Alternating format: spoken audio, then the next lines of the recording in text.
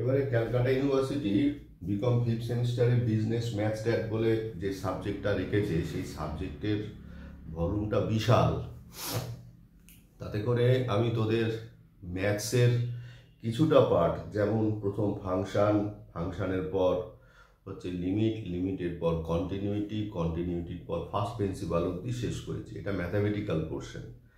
তো আগে বোধহয় তোদের ক্লাসেও বলিনি, তাতে করে দেখা যাচ্ছে যে বিজনেস ম্যাথে আছে হচ্ছে 40 মার্ক, আর আছে হচ্ছে গিয়ে বিজনেস স্ট্যাটিস্টিক্স, এটা আছে 35। তুলনায় কিন্তু এইখান থেকে নম্বর তোলাটা সহজ, কারণ স্ট্যাটটা তুলনায় সহজ। সেই জন্যে আমি কি করছি যে স্ট্যাটের ওপর আজকে থেকে একটু পজিশন নেওয়ার চেষ্টা করছি। এখানেও সমস্যা কি, যে পরীক্ষার যে সময়কাল দেওয়া হচ্ছে তাতে করে যদি স্ট্যাটিস্টিক্সের একেবারে বেসিক জায়গা থেকে আসি, সেটা বলতেও 3-4টে ক্লাস লেগে যাবে, শুধু শুধু সময় নষ্ট। সামান্য কিছু কথা বলে আমরা স্ট্যাটিস্টিক্সে চলে যাব। তো ব্যাপারটা হচ্ছে যে স্ট্যাটিস্টিক্স তোরা এর আগে সম্ভবত কখনো করিসনি। স্ট্যাটিস্টিক্সের বাংলা কথা হচ্ছে কি, রাশি বিজ্ঞান। তার মানে কি, বিভিন্ন ডেটাগুলোকে কি করব আমরা একটা কালেক্টিভ ওয়েতে প্রডিউস করব। সেই প্রডিউস করবার ক্ষেত্রে 3 রকমভাবে স্ট্যাটিস্টিক্সে এই সমস্ত ডেটাগুলোকে প্রডিউস করা যায়। কি কি? একটা হচ্ছে ট্যাবুলার ফর্মে প্রডিউস করা যায়। 2 নাম্বার গ্রাফিক্যাল ফর্মে প্রডিউস করা যায়। 3 নাম্বার টেক্সচুয়াল ফর্মে প্রডিউস করা যায়। মানে হচ্ছে কি, যে সমস্ত ডেটাগুলোকে নিয়ে আমরা কাজ করব, অর্থাৎ যে সমস্ত তথ্যগুলোকে নিয়ে আমরা কাজ করব, সেটাকে টেবিলের আকারে সাজিয়ে লিখে দেওয়া যায়, গ্রাফের আকারে সাজিয়ে লিখে দেওয়া যায়, অথবা টেক্সচুয়াল ফর্মে মানে লিখে, ভাষায় লিখেও প্রকাশ করা যায়। তো এই স্ট্যাটিস্টিক্স করতে গিয়ে কয়েকটা টার্ম একটুখানি আমাদের জেনে নেওয়া দরকার। তার মধ্যে সবচেয়ে ইম্পর্টেন্ট যে টার্ম, তার নাম হচ্ছে ফ্রিকোয়েন্সি। কি বললাম? তার নাম হচ্ছে ফ্রিকোয়েন্সি।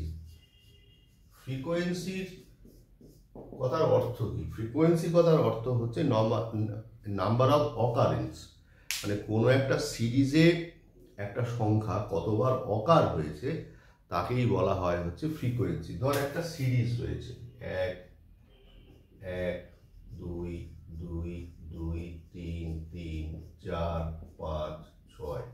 তাতে করে আমি ধর এরকম ভাবে লিখলাম যে 1 কতবার অকার হয়েছে? 2 বার। 2 কতবার অকার হয়েছে? 3 বার। 3 কতবার অকার হয়েছে? 2 বার। 4 একবার, 5 একবার, 6 একবার। এইভাবে আমরা ফ্রিকোয়েন্সি বা নাম্বার অফ অকারেন্সকে বার করতে পারি। ঠিক আছে? তো এই জায়গায় দাঁড়িয়ে তাহলে আমরা যেটা দেখছি যে ফ্রিকোয়েন্সি মানে হচ্ছে নাম্বার অফ অকারেন্স। আমাদের এখানে প্রথম যে অঙ্কের চ্যাপ্টারটা, যেখান থেকে আমরা অঙ্ক পাবই, সেই চ্যাপ্টারটা আমরা এখন করতে যাচ্ছি। সেই চ্যাপ্টারটার নাম হচ্ছে measures of central tendency. Measures of central tendency মানে হচ্ছে কেন্দ্রীয় প্রবণতার পরিমাপ। কেন্দ্রীয় প্রবণতার পরিমাপ মানে কি? ব্যাপারটা হচ্ছে যে মেজার করা মানে কি? মেজার করা মানে হচ্ছে পরিমাপ করা। এখানে মূলত যেটা পরিমাপ করা হয় সেটা হচ্ছে 3টে ভ্যালু। কি কি? একটা অ্যাভারেজ, 2 নাম্বার হচ্ছে মিডিয়ান মানে হচ্ছে মিডিল মোস্ট ভ্যালু, আর 3 নাম্বার হচ্ছে মড মানে যেটাকে বাংলায় বলা হয় সংখ্যাগুরু মান বা হাইয়েস্ট ভ্যালু। এবার কি হয়, যে ভ্যারিয়েবল গুলো রয়েছে, ভ্যারিয়েবল মানে কি? এই ধর x1 x2 x3, এই সমস্ত ভ্যারিয়েবল গুলো কি করে, যে পার্টিকুলার এই যে 3টে মেজারমেন্ট বললাম, এই 3টে মেজারমেন্টকে যদি আমরা কেন্দ্রীয় বিন্দু বলে মনে করি, মানে সেন্ট্রাল পয়েন্ট বলে মনে করি, এরা কি করে, এই অ্যাভারেজের দিকে যাওয়ার চেষ্টা করে। এই যে অ্যাভারেজের দিকে যে যাওয়ার চেষ্টা করে, কতটা যাওয়ার চেষ্টা করে, সেই মেজারমেন্টটাই আমরা মেজার্স অফ সেন্ট্রাল টেন্ডেন্সিতে পেয়ে থাকি। তাহলে আমাদের একটা একটা করে প্রত্যেকটা টপিককে কিন্তু ধরে ধরে করতে হবে। এই চ্যাপ্টারটা কিন্তু বেশ বড়, ভ্যারাইটি অঙ্ক আছে, কিন্তু সহজ, মানে একটু প্র্যাকটিস করলে করাটা কোনো ব্যাপারই নয়। তো ব্যাপারটা হচ্ছে যে এই যে অ্যাভারেজ, এই অ্যাভারেজের মধ্যে এগুলো নোট করিস। অ্যাভারেজের মধ্যে আমরা যেটা মেনলি করব সেটা হচ্ছে কি, যে আমরা করব এরিথমেটিক মিন, যেটাকে সংক্ষেপে বলা হয় এএম। তারপরে করব জিওমেট্রিক মিন,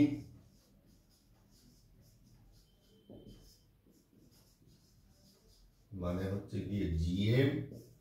আর করব হচ্ছে harmonic mean,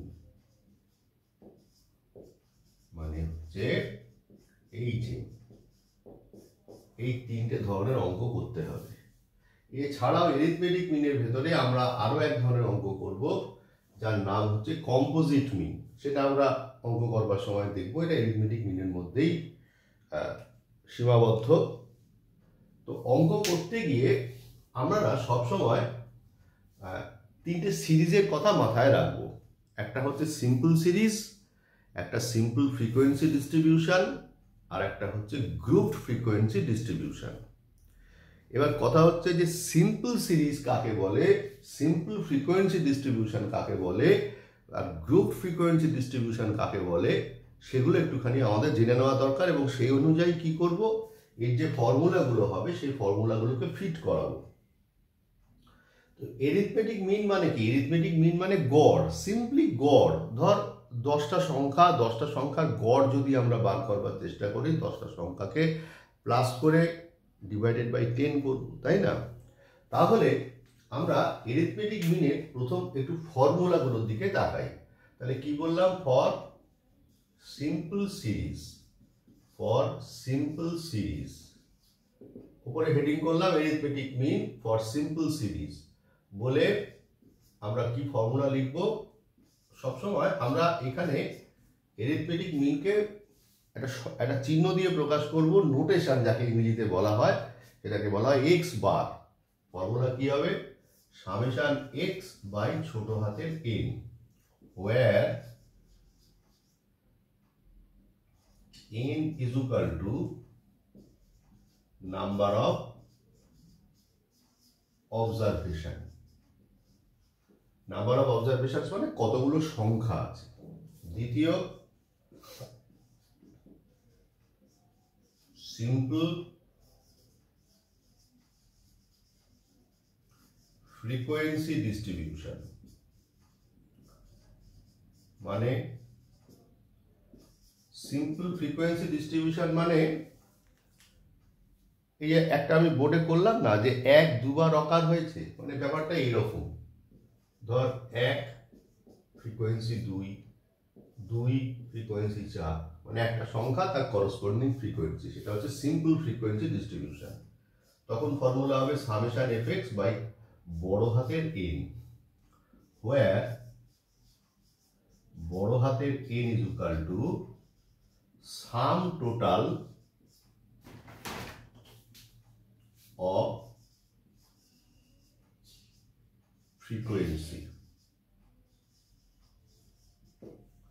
where n is equal to sum total of frequency, মানে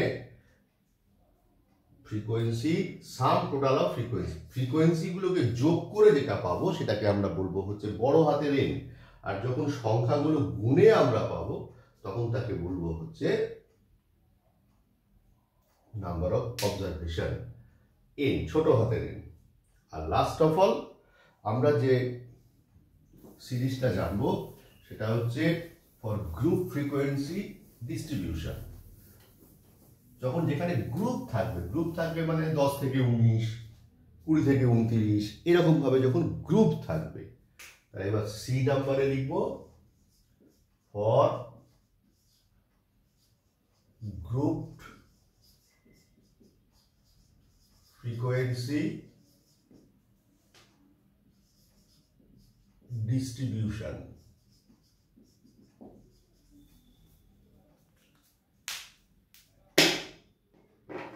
কি হবে? এটাকে আরেকটা নামও দেওয়া যেতে পারে স্টেপ ডেভিয়েশন মেথড।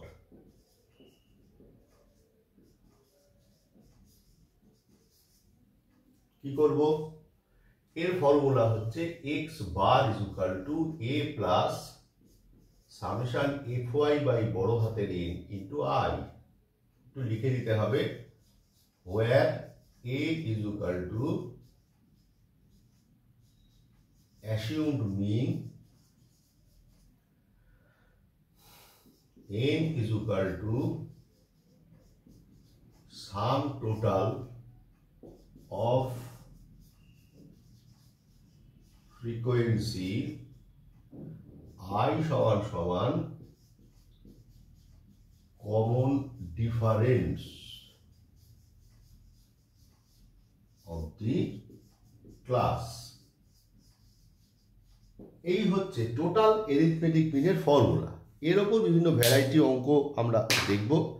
এবার একটু চট করে দেখে নিই যে কতক্ষণ ভিডিওটা হলো। তো এই ভিডিওটা অলরেডি 11 মিনিট হয়ে গেছে। তোরা জানিস যে আমি খুব বেশিক্ষণের ভিডিও করতে পছন্দ করি না। এই ভিডিওটা এখানেই শেষ করলাম। পরের ভিডিও থেকে আমরা অঙ্ক শুরু করবো।